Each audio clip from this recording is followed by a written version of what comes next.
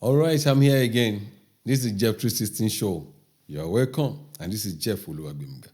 Right, we've been talking about a lot of things lately. So today, I want to go into the healing part of it. I've mentioned red flags to show the red flags that we see when you are dysfunctional and when you are in a system that is dysfunctional, or when, as we mentioned all those. You can check the previous episode. So today, how do you heal from this kind of dysfunctionality that is crisscrossing from your family into the workplace?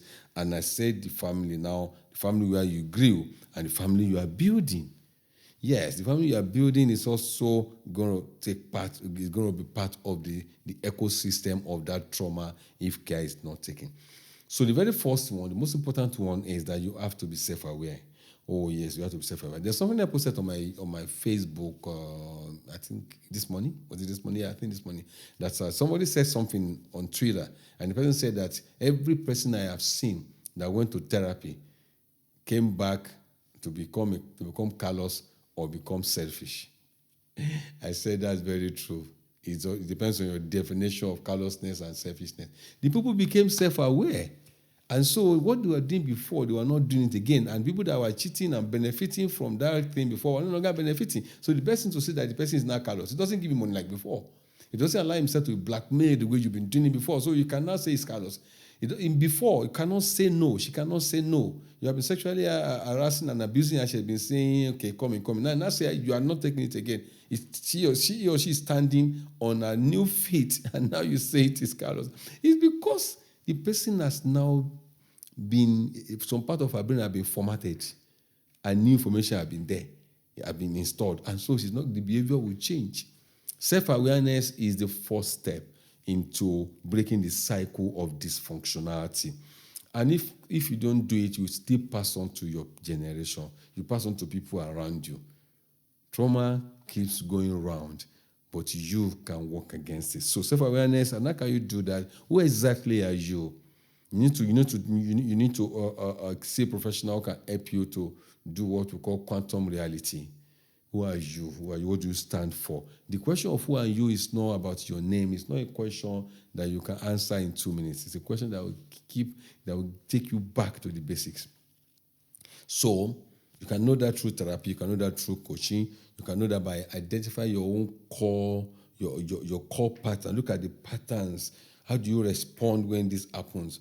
What are the things that are predominant? You can do a personality assessment so that you can also see your pattern. These things are scientific, and they are evidence-based, and they are data supported.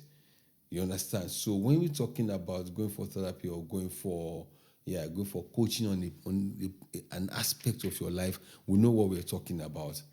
I've coached several people. As I coach people, I also coach myself also, because physician heal thyself. That's what the Bible said. And so I'm able to help people move from point 0 till they reach 8, till they reach 9.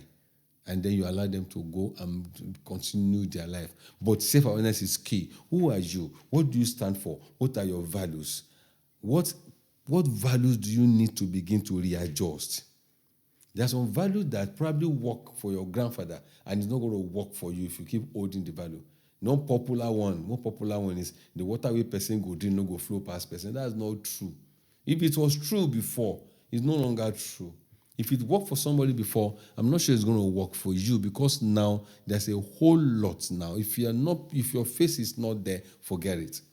If you are not on the seat, you are not on the table, you are on the menu, and you are going to be eating alongside the menu. So don't say the water person go do no go flow past person. What will be my own will be my own. A lie. What will be your own will not be your own if you do not take the right step. So be aware of the decision paralysis you have experienced in your life. Sometimes you're unable to make a decision.